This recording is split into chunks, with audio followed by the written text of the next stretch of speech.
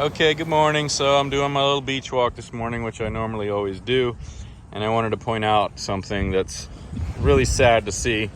So this nest appears to have emerged last night. These are very fresh. They look like loggerhead sea turtle tracks, and there's quite a few. There's quite a few going south, and there is a whole bunch going north. So I'm going to follow them. They look like they went way down, but there's the ocean. There is barely any. There's one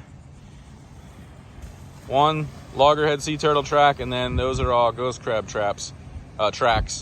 So one hatchling actually went to the ocean. The rest of them were disoriented and went the wrong way. And they quite a few of them, the vast majority of this nest, went west and north. I'd say that would be west, north, west. You can see all these tracks. I hope it's showing up in the camera. Filming this with my phone, but the hatchlings don't go this way unless they're disoriented, and every time they get disoriented, it is from artificial light. The way it's supposed to work is the ocean is supposed to be the brightest part of the sky, or the brightest part of what you can visually see, and that's the hatchlings' cue, is to go towards the brightest thing they can see. So yeah, we've got a whole bunch of hatchlings heading north. So when you have artificial light, such as if you live on the beach and leave your lights on, or leave your blinds open, or your curtains or whatever, or if you're on the beach with a flashlight, or even bright colored clothes, there's even evidence of people wearing bright white shoes. These are scientists releasing hatchlings wearing bright white shoes, and the hatchlings actually head towards the bright white shoes. So, and they've done tons of studies on this, absolutely tons of studies showing that hatchlings will go towards the brightest thing they see. So artificial light, unfortunately, is taking over our beaches and our cities. And again, it can be from your oceanfront condo, your cell phone, your house. It can also be from street lights that are not reflecting the light down properly. It can also be from the light from cities that bounce off of clouds, and then that cloud just shines very brightly in the sky like a light. And you can see this at night if you just look up if it's cloudy out. The clouds are pretty much light collectors. They reflect all the light from a city, and it'll appear to be the brightest part. It is the brightest part of what a turtle can see. So these guys or girls walked a long distance. It's it's well over 20. I mean, they're all over here,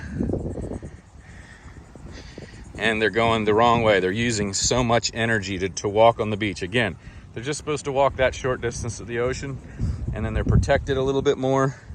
Most hatchlings hatch early in the morning. The longer they're on the beach, the more chance they're going to get exposed to sun, the more energy they're going to use, the more likely natural predators will eat them. Ghost crabs, birds, coyotes. But it's not natural if artificial light from a human is what caused it. So, oh boy.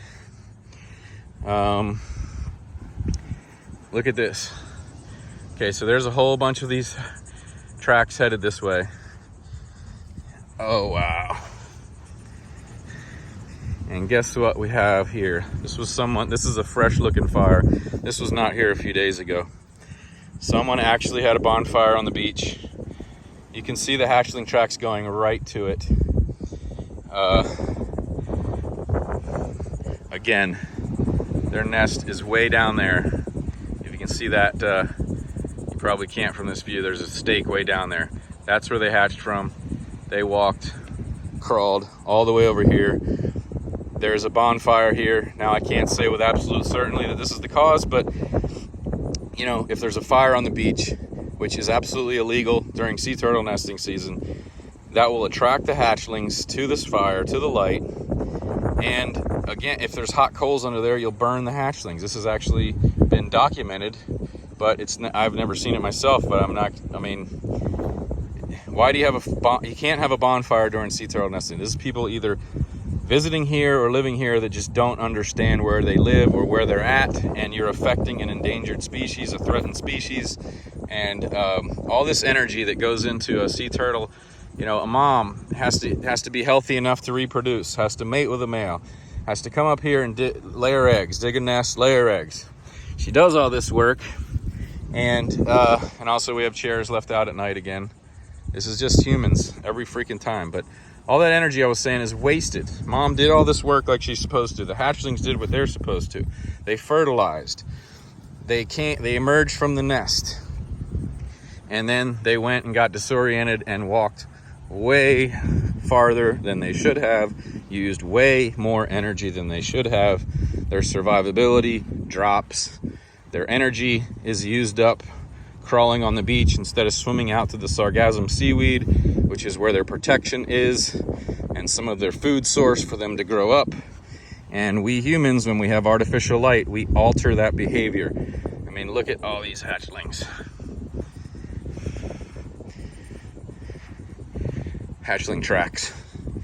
This is what we're doing, humans. We have got to get better. We have got to understand where we live. I have a saying I've been saying the last couple years, and I have a presentation to give about this for sea turtles, whales, birds, all these animals that are affected by us humans doing stupid things.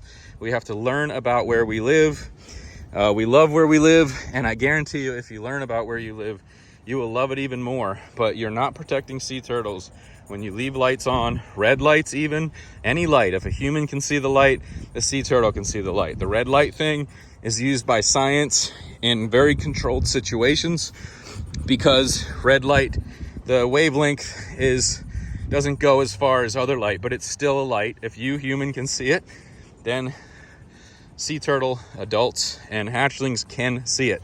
So don't go out at night with a red light. Don't go out with any light. If you want to see moms nesting or attempt to see sea turtles, many different groups in our area offer that ability. You can come out on a night walk. I volunteer with the Sea Turtle Preservation Society. We have night walks 4 nights a week, 3 or 4 nights a week, or maybe more than that. And some other groups, Stella Maris has a great one, Sea Turtle Conservancy. So there's plenty to go on, and your risk of, you'll learn a lot. You'll learn how bad this is. Ooh, okay, that's probably, all right. That is where the hatchling's life ended. Most likely. By a ghost crab, probably. You can see where they did a little dance for a little while, but the track ends right there. So a ghost crab eating a hatchling is natural. It is not natural when the hatchling is disoriented from artificial light from humans, and that hatchling's life ended right there. We have some more action here. Some more turtle tracks. Sorry this video is so long, but this is live. This is very common in Florida, and this is in the Atlantic, so I hate to bash cities and everything, or to say the city, but where there's people, there are lights, and where there's lights, there's disoriented turtles. So it's not just in the Atlantic, it's also Satellite Beach, Indian Harbor Beach, Melbourne Beach a little bit, but we've fallen away from the lights off for turtles, and then our desire to see turtles, to see sea turtles, for us to visually see sea turtles, also compromises their life. So gosh, it just keeps on going. I mean, the tracks keep on going. So, and they're getting picked off. So again, don't be hating on ghost crabs. They're not doing anything wrong. They're natural predators. They're supposed to be able to eat sea turtle hatchlings, but under natural conditions, not human altered conditions. So anyway, that's my PSA for the day. It's really sad all that waste happens. The natural process works, and we allow, they just keep on going. They keep on going.